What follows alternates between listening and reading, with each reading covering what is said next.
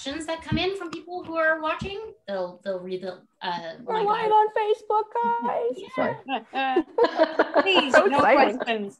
I used to always have to warn people. See, you guys all were smiling nice. I used to have to warn people that Put smile on. because it never fails that whatever screen grab Facebook takes, like everybody's in this awkward. It's the weird one. It's horrible every time. Okay, I think we're ready to go. So thanks, guys. Hi, everybody that's tuning in with us tonight. This is the Command Post, and we are on episode 25. And boy, do we have a fun episode today because we have some really fun ladies who are going to tell us pretty much what's what in the land of search and rescue. So thank you to everybody who's here with me today. I have Jolien, I have Melanie, Corrine, and Kelly. You went with 3 L's tonight. Kelly. A little extra flair. Emphasis on the Lee. So I want to know, before we get into like the world of search and rescue and all that comes with that, I want to talk to you guys about what your military families look like. Because first and foremost, that's what we're all about. So Jillian, why don't we start with you? How did you get here? How did you turn into a military family? Ooh, okay. I woke up one day and so I'm actually from a military family. My father was in the military, so I guess you could say I'm a military brat, born and raised on bases. And I met my spouse Dan while we were in Gander, which is weird because like we did like a full circle, but I was not in Gander in the military at the time. I'm military, by the way, for anybody who doesn't know. How long have you been serving for? Remind us. Oh, this is gonna be about 6 years, I think. Yeah, 6 years. Mm-hmm. So I was not in the military when I met my spouse. My brother was posted to Gander, and I was living with him, applying to the St. John's recruiting center. And my spouse was randomly augmenting. So like that's when, they're short crews. They'll usually fly someone down from Greenwood to help bump up the schedule and like augment the schedule for a week. And he was augmenting for, I think, a week or 2. And, it was love at first sight. I don't know. Here we are. Fast forward 8 years. However many years later. Yeah. Something worked. Yeah, exactly. So now we're back in Gander. We did Greenwood for a bit and we're back in Gander. We've been 5 years in Gander. So like we have done our share of time here. It's lovely, guys. Anybody tuning in, really, Gander's lovely. And we're ready for a new You're adventure. like fleeing the coop. We're posted out this summer. We're actually going outcan to the UK. So lots of paperwork to do for that, which has been super fun. Mm-hmm. Yeah. And yeah, that's it. So awesome. And kids? You have kids? Yes. Yeah. Oh yeah. I do have a family, military family. Right. Don't worry. That's what I'm here for, to remind you. You have children. Okay. So I have a son that's 3.5 and he was born in Gander, and I have a daughter who is 15 months old and she was also born in Gander. So I have 2 little newfies. That's not like a bad term, is it? Anyways, they're adorable. And so definitely busy, very busy. I took the 18 months paternity leave, so I'm still just hanging out with my little one at home. And we're currently isolating because we just got back from Ottawa, almost 2 weeks ago. So we're almost done. But that's been fun too. Yeah. Isolating with 2 small children. Yeah. Awesome. It's kind of like playing Monopoly with angry little like dwarves who just like flip a table on you and yell, and you're like, what? Why did you do that? And then I don't know, because I wanted to. Cool. Only 3 more days now. Right. Well, hopefully you have a beverage in hand there. Oh yeah. Or like perfect. Exactly. Okay, that's how we like things on this show. Mm-hmm. Okay, Kelly, let's go over to you. Yeah. So I'm a military brat as well. I grew up on different bases. And I met my spouse. Well, my dad was posted in North Bay. Didn't know I didn't really know that he was actually doing the whole military route until we got talking. So I just happened to pick somebody that was in the military as well. And yeah, we just went. Is it like a weird attraction? Like, do you guys have like a spidey sense? Like, if you're military brats, like must like go to this. Everybody looks good in Cad Pat, so. I actually met him through a friend I worked. So I didn't actually never seen him in his Cat Pat because he did his through like college. Like he You're not supposed to see them in Cat Pat. That's the whole point. Camouflage.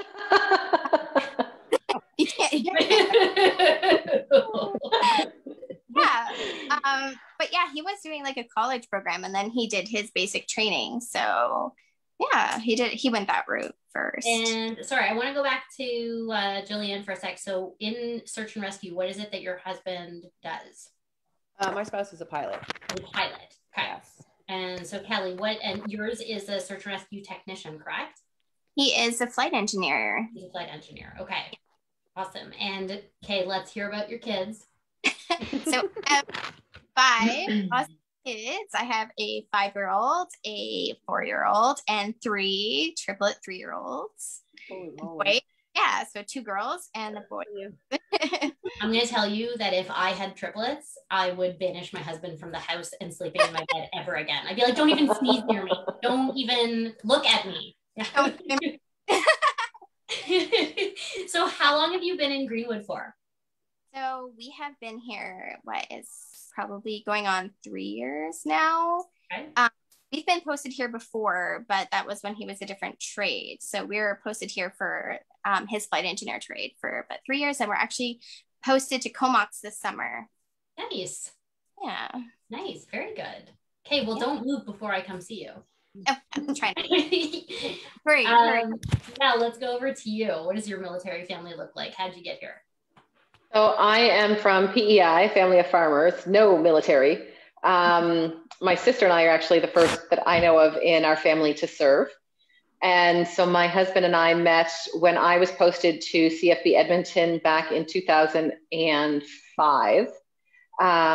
And he was my sponsor when I arrived on base. So he was responsible for making sure I showed up and looked good wherever I was supposed to be.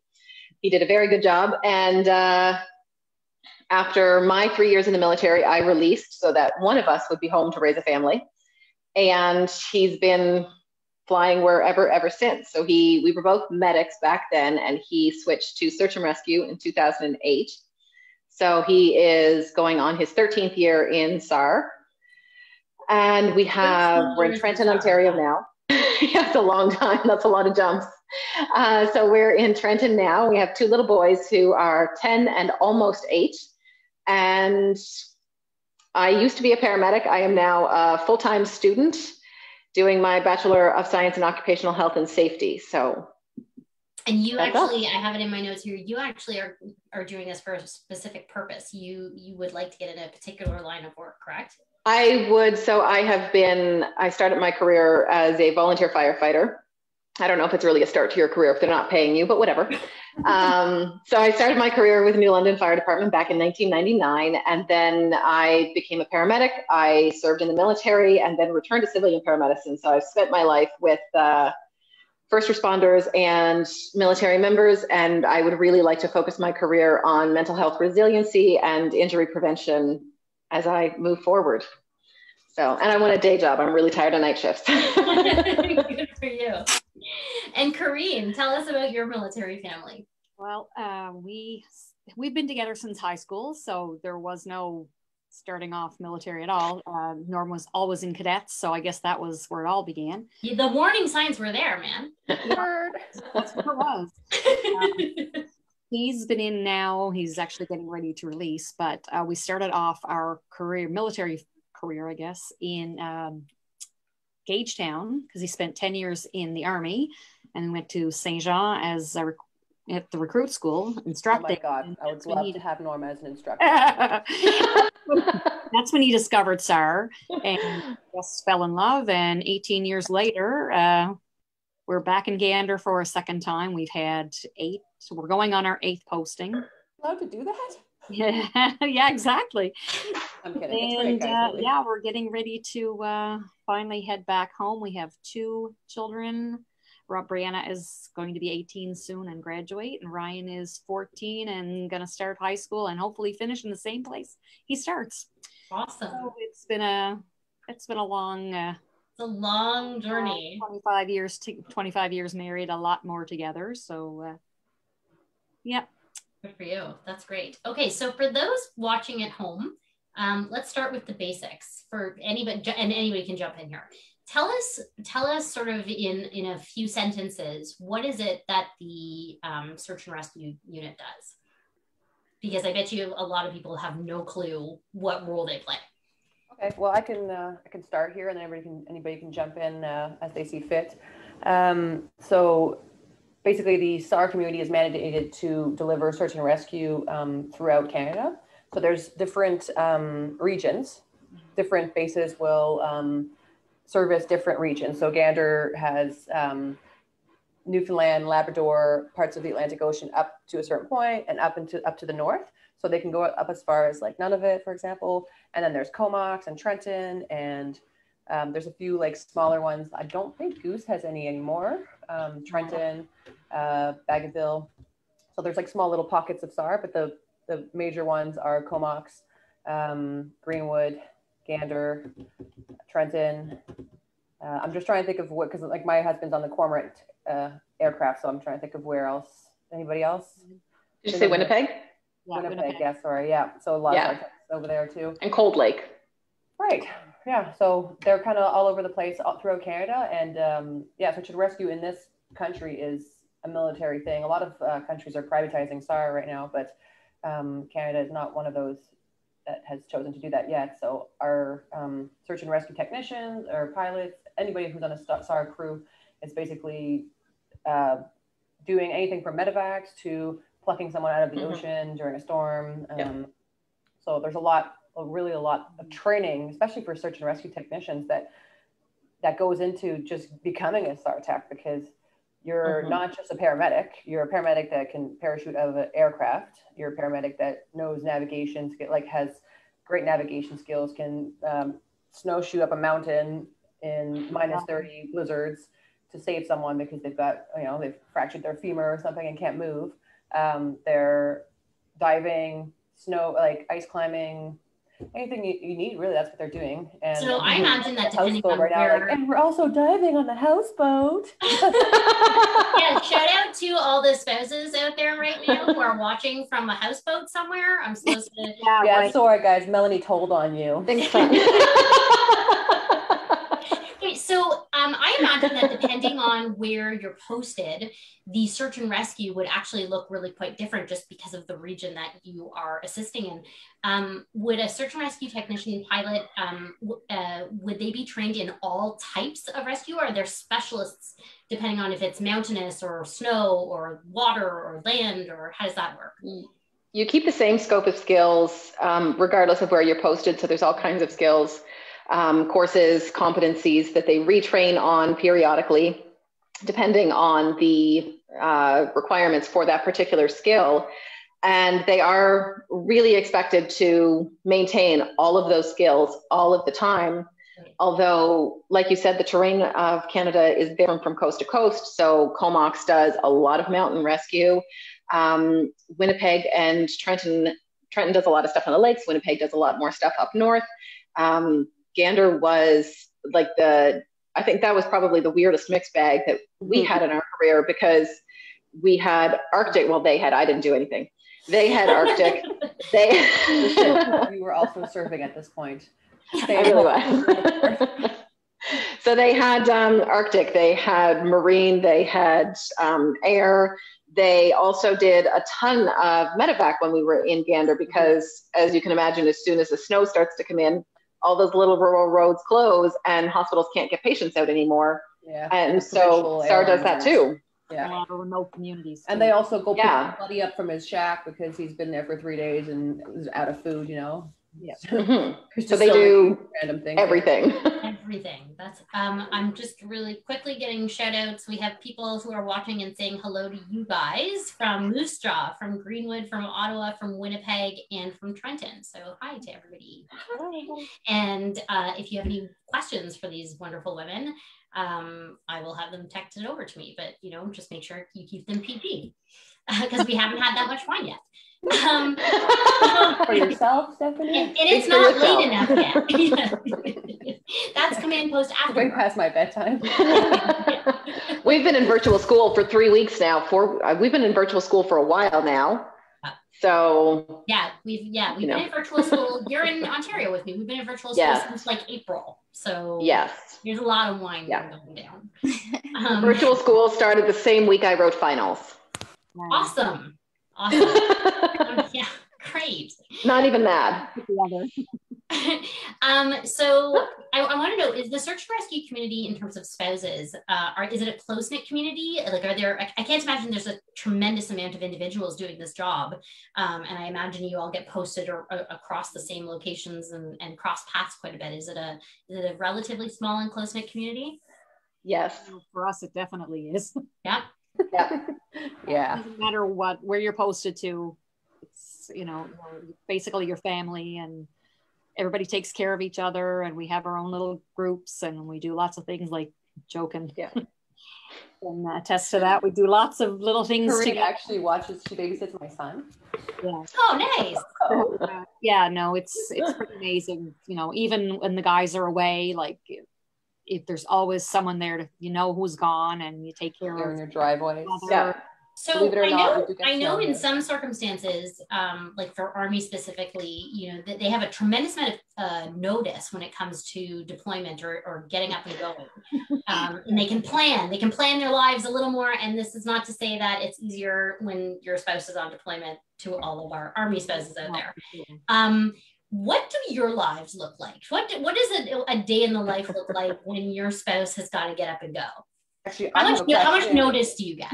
I have a question for the Army None. spouse, actually, because You have a question for what? they have deployments, and they have 4 to 6 months notice on this deployment. But how many of them actually wait to the very last minute to do all their packing? Right. So I think it's kind of the same thing. All of them, literally all of them. I've done both sides. I've done the Army, so with the deployments to Afghanistan, and I've done now the SAR side for 13 years, and the literally no notice ever, and all the plans get broken. And both are uniquely stressful situations. For a longer term deployment, yes, you have 4 to 6 months, up to a year maybe, to plan for it, but you are on your own for 6 to 9 months once it actually happens. So you've got more plans to put all those things into place, and make sure that you've got your power of attorney set up, and make sure that all the banking details are set up, and that anything that needs to be taken care of while the member is away can be taken care of. And then in SAR, it's just... You're in the middle of supper and then they're gone. They're gone. Is it literally like, I have to go right now? Yes. Is that? Yes. Right. There are times when they have 30 minutes, so they have to be on the aircraft in 30 minutes. So I just want to do a little pitch in here. So my spouse is he's the aircraft commander. So he's usually the first one to get the call. And depending on what it is, sometimes he'll get a call from RCC, and they'll be like, okay, so there's a ship coming in, a vessel coming in, but it's too far offshore right now, so you have to wait 4 hours. So this is where they're located, and this is what you have to do eventually. So what's your plan? And so he chooses usually not to notify his crew in advance, because they can get a good night's sleep, and he just kind of sits in the dark, calculating, being like, okay, so this is where we're going to go if we need gas, and this is our alternative, and it's so he does get a little bit more notice sometimes, but most of the time it's just phone rings, he's out the door, and sometimes he doesn't even tell me. He says he tells me, and he's like, oh, you were just sleeping? And I'm like, no man, I was not sleeping. Did not tell me. Yeah. We were at the dinner table and you just left. And then 8 hours later, I'll get a text which is like, sup? I'm like, oh, cool, hey. Yeah. What's up? The most fun part once they leave the house, though, is they could be gone for 3 hours, or they could be gone for 4 days. Yeah. Nobody knows. That's wild. I can't imagine how. So, actually, guys, you are so popular right now. We're getting so many questions in here, and I have questions on my own that I want to answer. But first, let's get to some of these individuals who are giving you guys a shout out. We have Heather Pringle, who is a clerk that worked for 413 SAR Squadron in Greenwood, and she's saying shout out to all the real life heroes, including the pilots and the air crew. We have Mel, your mom says hi.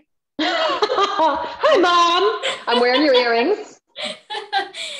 We have a question from Alexis. Is there support or help with finding jobs when you're constantly moving around because of postings? The Military Family Resource Center has something set up, yes. But I'm a slacker student now, so I haven't used it. But they do have a resource. There's an employment coordinator at usually every MFRC who is there to help with any spouse looking for employment, to help build resumes, cover letters, kind of get, like, sometimes you will take several years off because you're moving around constantly. And if you're, even if you're like a nurse or something, you still have to renew your licenses. You're still like teaching, you have to, you start at the bottom every time. So it's really tricky for those people. So some women opt to just, take a seat back and watch the kids for a couple of years. So then these coordinators usually try to help people get back into the workplace. And myself, I like to be proactive. It's kind of like everything's changed. And So, okay. So to Alexis, reach out to us if you need help finding a job, and we will put you in touch with some resources. We'll find something for you. We won't let you. We won't leave you hanging. I have an interesting question here, but before I ask it, I want to ask you: do your spouses talk about what they do with you? Do you get to know about what's happened during that day, or do they kind of internalize that? How's that work, typically speaking? I think every member is different and every call is a little bit different. So my husband and I, both from military backgrounds or from first responder backgrounds, we do have a tendency to talk about a lot of the medical stuff because I have to get my fix somewhere. And I have a good understanding of it. And I have a good understanding of it as well. And I think that that's not necessarily always the case. And it is a really hard thing to talk about. Right. I think it depends on the situation too, or what they've been out doing. Yeah. Sometimes it might take a few days later before you really hear the details. Right. Or it may take a few drinks later to hear the details. That tends to be a lot of it too. But it all depends too. If it's something that's been really exciting and, they're really proud of, that's, it's usually the first thing out of his mouth when he comes in the door, kind of thing. So, Ellie, do you find the same thing? Just like I like to talk with my spouse about it. Like sometimes he won't say too much, like, it's just whatever. Or sometimes he'll come back and it might be something like really bad, but I'm like, oh yeah, this happened. But I tend to try to talk about it more. Like I like to know because I find it interesting, but also like Melanie, I think you said with mental health, like that's something I always try to talk with my spouse. Like, okay, did this bother you? Are you sure it doesn't bother you? Do you need to talk about it? Like, and if you want to, but you know what, men are like. Sometimes it's as simple as going through the details after the event, that it's not that you need to unload or anything. You just need to kind of go through that mental checklist to be like, oh yeah, no, okay, we did the things we were supposed to do. We did everything we could. Do you find that they come home like heavy with it, or generally speaking, it's because generally if it's a good situation, like Corinne said, they come home kind of with pride, and so it's really dependent. Yeah, I find that like the SAR community is really good for like debriefing after missions, especially if it's a particularly heavy mission, something, a lot of either very long or like just a grueling or grisly mission, and there's been casualties. Like I find that the guys are really, well, the whole crew, like I say guys, like I know 3 women SAR tech, but it's I find in that community especially, like they're really good at like debriefing and talking about it over a beer. It's a little bit tricky now with COVID because like you can't really like you're in your limited bubble and then you go straight home. So like I found that during this time I've been kind of more like the sounding board, but usually he really keeps it at work unless I specifically ask. And even then, like he doesn't, if it deals with like children or anything that's like grisly, I'm just an emotional wreck all the time. So I'm like, no. And everybody has different triggers too. Right, So the thing that really bothers you is like water off my back, but the thing that I will spend the next 3 months analyzing, you don't think about again. So, I mean, everybody has different things that they find challenging to process as well.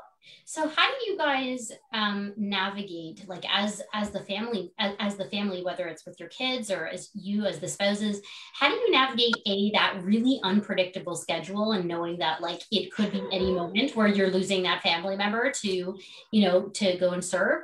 And then how do you sort of reconcile with the fact that like a lot of the time they're putting their lives in danger to do this? How do you kind of go through those motions? Do you lean on each other for support? Is it just something that you're like, I have figured out how to cope with this at this point? We love it. So, I mean, you could get hit by a car tomorrow crossing the street and you've spent the last 10 years in a job that you hate and it didn't matter. And this is the life that we chose and this is the life that we love. And he's doing what he's good at and what he finds joy in. And I mean, if something were to happen tomorrow, this is what he loves. Right. Yeah, I just kind of think about it as like he's out there saving someone else's family, and they're highly trained. Like they're so well trained. Pilots, FEs, SARTECs, everybody on that aircraft has a role to play, and they're all so in sync and like they work so well together that a part of me is really like I don't worry that much. Like the weather sometimes is very bad, like visibility 0, but like they still take off because they try to, and I know my spouse, and that's where I get scared because like he will try to get it done no matter what, within reason, obviously, and within like legal limits. But for anybody who's listening that knows him. But obviously it's like one of those things that you just have to, you can't sit there and think about it. Cause like, I remember once we were probably like maybe dating for like a year or something. And I watched the, my God, is it The Guardian, I think, with Kevin Costner? Yes. So I was like a bottle and I happened to watch The Guardian and I called him. He was like on his mountain flying course or something. And I called him, are you gonna die? Oh my gosh. So he told me I was never allowed to watch any movie that helicopter crashes in. I'm like, so stay away from Top Gun and like there's a few on that list that you should probably stay away from. Yeah. I have a sensitive question coming in here. So if you feel like answering it, answer, and if you don't, then go with hard pass. I have the question is, what was the scariest rescue that your spouse had to be a part of? And maybe Corinne, we'll go with you first, assuming you're prepared to answer. And again, it's totally acceptable to say hard pass. Yeah, like I said, that was for us. I mean, most people know the story of the Ryan's Commander. If you're if you've been, I have read the article, but I want you to tell the story if you can. Well, I'll give the abridged version. I mean, we had just gotten to Gander. It was our first posting. Sir, he was a baby SARTEC, just he had hair. 3 months in and literally baptized by fire. It was, I think it was Hurricane Ivan around that same time. And there was a boat that was, had taken on water and they got called out, and obviously the weather was horrific. And while they were out there, his teammate had issues with his suit, with his, I want to say his dive suit, can't think, his wetsuit. And he had issues with his, so he had come up and they were trying to rescue the guys that were still on the boat. And he went down and there ended up being a malfunction with the hoist anyway. And what happened was he got cut away. He was by himself out in 40-foot swells in the middle of the ocean. Like they actually cut the hoist? Yeah, there was a malfunction with one. And when they went to cut the one that wasn't working, they cut the wrong one. So there was now no way of getting him back on. So at this point, he's out in the ocean floating around. 40-foot swells, trying to figure out how am I getting back up there. And luckily, with the grace of God and Derek Rogers, who has a very strong, big place in our heart. He had the ingenuity to set up some ropes with the basket and get it there, and basically scoop them up out of the ocean. And they flew up, like they had no way of getting it up, so they flew off to a hillside, I guess, where they put him down and got him out. And from there, they basically kept on going with the mission, which was crazy. So they were like, "You wait here." Yeah, no, they got out, they got him out, and from there they took on. Like by then, the boat, I believe, was pretty much crashed up on the shoreline or on the cliffs. So there was people there with their quads and stuff, and they set up rope systems and they lowered themselves down. And in the end, long story short, they did end up saving 4, and unfortunately 2 didn't make it. But it was pretty scary. Like I said, first big major rescue, baptized by fire, and I didn't even know what was going on, honestly, until later on when he got home. Didn't have a clue. And it was Corinne, so here you are, like totally new to the scene. Yeah. 1 year old, and he comes home and he tells you this story. How do you say, like, how do you not say to him, like, you're not doing this anymore? Like how do you get that through your be okay with that in your head? I find this, I find all the military spouses are just cut from a completely different cloth. I don't know. It's just, like I said, I think it was more like, for the longest time it was shock, because like he came in and he was white as a sheet, and told me the story. And of course the one thing he was thinking about the whole time was we had a little girl who was only a little over a year old, and he's just kept thinking, like, am I going to make it home? Like, am I going to get to see her again, kind of thing. So it doesn't really register at first, and then you're just so relieved. And then after a while, it's just, it hits you, and obviously, you break down. And I don't know, I guess it's just, like we said, they're so well trained, and it's because of that training that he was able to make it through. Like I said, with, Derek knew what he was doing, and along with all the pilots and everybody else that were there to do their job that night, you have to have trust. You have to know that they know what they've got. That's why they train as much as they do. So, I mean, it never gets, you can't say it gets easier, but you just learn to accept it. And, you just got to trust. That's the big thing. Yeah. Everyone, not just my story is exactly like Corinne's, only completely different. What this one? My husband did his first operational jump our first year here in Trenton. And I didn't, obviously I had no idea that it was going on. What kind of situations would we see in Trenton? They do a lot up north, and then they do a ton of stuff on the lakes here. So missing kayaks or overturned boats, that sort of thing. So this one was up in the Arctic, and they were looking for somebody who was missing. And so he and another SARTEC they parachuted out of the Herc, and off they went on their merry way to, do what they do. And I got a call sometime during this. I had no idea what the rescue was or what was going on. I didn't know that they had left the aircraft. And they said, "Hey, have you talked to your husband?" And I assumed they were finished with the mission and they were back in town and they were going for supper or something, and he wasn't answering his phone because he doesn't. And hang on, what's your husband's name? Zuko. Zuko, answer your phone. You're on notice. You're on notice. No, he was not late for supper. He was missing somewhere in the Arctic, and the radio wasn't working, and they couldn't find him along with their SARTEC. So they thought he would have received. Well, they wondered if maybe he could have phoned me, I guess, because they were thinking maybe there was still cell reception because they were in the air, and they were trying everything, just checking in, I guess. Me, blissfully unaware, I was just like, nope, haven't heard from him. He'll turn up eventually, guys. I'm sure you'll find him. And then I hung up and went about my merry way and had no idea. And they were like, "Oh, Zuko, man, Your wife doesn't like you, does Your she? wife is cold. The next wife they called, the other Sartek's wife, Marie Van Sickle, she was suitably worried. She was a normal person about it. I was not. So how did that get resolved? How did they track him down?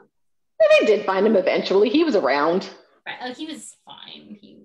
I mean, how hard is it to find a giant orange guy in a field of white? It's like a pylon. It's like a haircut in the middle of white. You guys have a terrific sense of humor about this. I would be a neurotic, mental case. I did not know until like a full 24 hours later that he'd even been missing. Never clued in. I was like, he's fine. Kelly, what about you? Do you have a story that you want to share? Actually, one of the scariest for me was quite recently the Atlantic Destiny, where they rescued the 31 people off of that boat. Yeah. That was my first eye opener. The weather was absolute crap. Can I say that? It was You can. bad. I heard that one was wild. Yeah. I can remember sitting on the couch and we had just got all the kids down. It's our time. It's our downtime. And of course he got the call and it's like, well, I gotta go. I'm like, but the weather is bad. The door and I'm like, okay. So I'm pretty sure I didn't sleep and any sleep I did get, it wasn't really that great. And then in the morning I had woke up and he wasn't in bed. Normally he comes home and sometimes I don't notice, but he wasn't home. I hadn't heard from him. I hadn't got a text. He said, the last, I think, text I got from him said something like, well, we're coming, we're trying to get back or something. So I was like, okay. So anyways, in the morning, I kept calling and messaging and there was nothing. And the sun was up, like we had breakfast. So then I was starting to worry. And of course, like every thought starts coming to your head. You're like, oh, it, like maybe he's not coming home, like okay, like maybe I'm gonna deal with this. Like I kept looking out the window, like I just started kind of, I think it was just the first time. Is there someone you can call while you're going through this like horrible process? Wives, actually. Okay. A friend of mine had texted and was like, hey, I heard from my husband, yeah, he's back, so Dan's probably back, maybe his phone's dead. And his phone was dead. Everything was good. Hey. Is there somebody like from their unit or at the MFRC or like every time they go out, is there someone you can stalk? Yeah. If the ops will call. Ops usually calls. Keep you updated. Yeah. Give you a little. They would be on my speed dial. They'd be like, Steph, just stop. They'll call every couple hours. They'll be like, hey, he's not coming home. I know it's almost supper time, so just don't set a place. He'll be probably a while, and they'll give you the that's details. And then the next morning they'll call back and they'll be like, yeah, well, not back still. They're still somewhere. Probably the chopper broke down. That's highly likely. Julianne, what about you? Do you have a story you want to share? Yes and no. I mean, so Dan is, as he elegantly puts it, he just flies the bus, which is so modest of him. I was going to say, like, how talented of a pilot do you need to be flying in these conditions? Yeah, you just stick in a hover and like click the flux capacitor and you're good, right? Make sure that right phalange is check the phalanging. Right. This plane doesn't even have phalanges. So like because he's flying a lot of times, like he's like Sartaks, once their mission's over, usually they'll just like ping their wives like, yeah, we're on our way home from Nain, or we're doing this, or sometimes I won't hear back from him for like a solid like 12 hours, 16, and like eventually I was like, oh, his phone's dead, or like he'll call when he has a chance, or someone will tell me something, right? So I mean, stories, he's been in for a while now, so he's got lots. But I was going to say, this is a shameless plug, by the way. There is a podcast called the Sartake, and this is a podcast that's run by, that's like Sartaks are interviewing all kinds of Sartaks, but they're interviewing each other about any missions that they've had. And it's really cool to see like that side of things, because like we're doing it from the spouse perspective, and the kids had diarrhea, which is awful, right? Not downplaying at all what we're doing here, but like they actually like, yeah, and then we like parachuted into this like cabin in the middle of nowhere, and this kid had like a fever of like 204. That's not a thing. Anyways, you know what I mean. So it's cool. It's called a SAR type. Shameless plug. That's okay. We'll take it. Not me, anyways. I just figured they'd like it. I have another question coming in. Do the SAR guys get time off for holidays? How does it work if they're on call all the time? So they usually divide it. There is a SAR schedule. So one half of the group will be assigned New Year's half, and hope for the best. Right, and just pray that you don't get that phone call. Yeah. Okay. Yeah, and so if you're on the Christmas half, then you're on call all the way over Christmas. And if you're on the New Year's half, again, all the way over New Year's. And yeah, I've had Dan stay close to home. And then I have Christmas another dinner question. was on the table, and then the phone rang, and I was like, don't pick up that phone. Do not pick it up. Another question I have, it's a bit of what we talked about a little bit, but it says here, your spouses are often working in very harrowing and risky conditions. Are you constantly worried, or are you used to it? And what are your coping strategies? I figure, what would my worry change? Yeah, mine.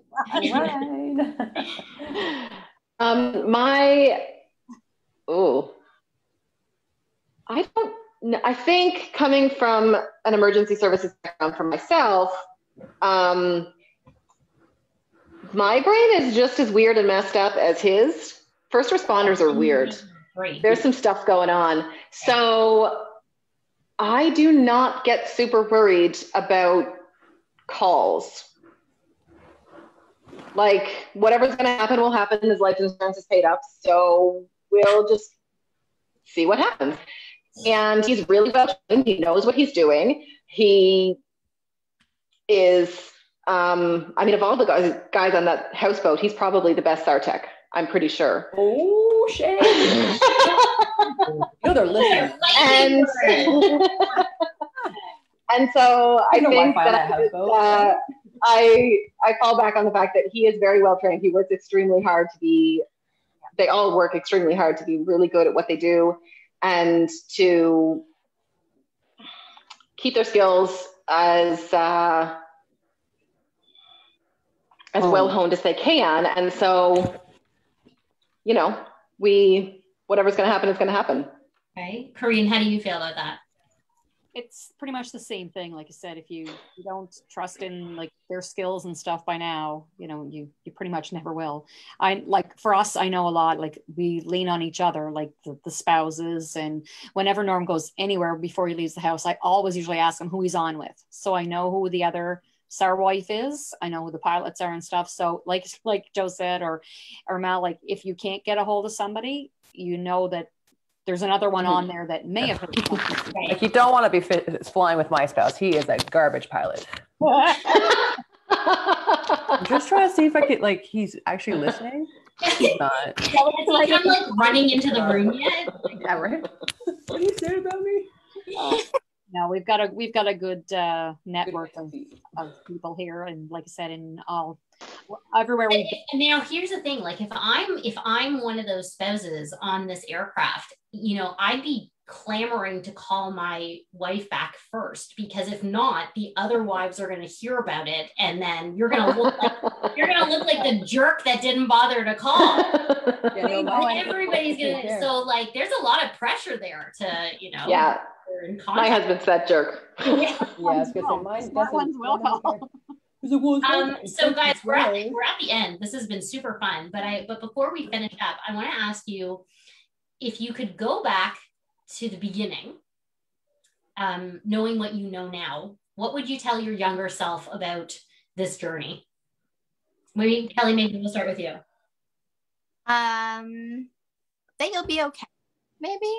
I think I was really worried in the beginnings, and I didn't think that I was going to be able to handle this, just for reasons that I've seen in my own, not married SAR life and the SAR life as a military brat. So I think it's trust in yourself and everything's going to work out. Okay. Oh. What would you say? Melanie? Build your support, find your people. the STAR side of things, I think I'm really good with, but it's really easy to let yourself be isolated. And I think the STAR community is really, really great at not letting that happen. We have a tendency to just be like, you're adopted whether you like it or not, just accept it, it's happening. But you really never expect how much you're going to need those people when, you know, the bad days do come, and you need people. Yeah, that's good. Julianne, what would you say? I forgot the question. What would you? I'm really tired. She would tell her younger. Stock up on more wine. She would tell her younger self to listen. Yeah, well, see, I'm already like super Pay young, more so attention to the if question. I get any younger, like I don't know, I'd be like in high school maybe. Right. No. What would you tell your younger self about this? I think that what Melanie said is pretty much hits the nail on the head. Is that a thing? Yeah. Okay. Yep. I basically like. I'm very wise. I'm really bad with English idioms because it's not my first language, as you can obviously tell. Just kidding. So I think I would tell people just to find myself, like embrace the STAR community and find your people, and basically just always assume that he's going to be gone, because like it is really to like plan a trip and then it's like, cool, this person lost on a dinghy and like the North Cumberland Strait is like ruining my Canada Day plans, but really like they have a worse thing to do, and you have to remember that. And they save people, which is good. Corinne, what would you tell your younger self? Honestly, I think of when we switched to SAR, like when we went from the Army to the Air Force to SAR, like I was excited because there was no more tours. We had done, we'd already done two tours, and we waited to have kids once all that was done. And we were just so glad, like, I don't know, maybe I was naive at the time, but, just so glad to not have to worry about all of that kind of stuff. But it's a different one. Yeah. Like, I mean, I don't think I'd really change anything. Like I got thrown into it, and I got welcomed by so many people right from the get-go, and I never looked back. So awesome. Yeah. Well, you guys might be four of the coolest ladies I've ever met. So stop. I bet you say that to all the spouses. I mean, don't watch any of my other episodes. That might be how I finish most of my episodes. Anyway, thank you all for sharing your stories and your experiences with me today. Shout out to the entire RCAF community. And thank you so much to the four of you for joining me today. This was really a lot of fun. Thanks, guys. Thank you for having us. Bye, everybody. Bye. Okay, bye.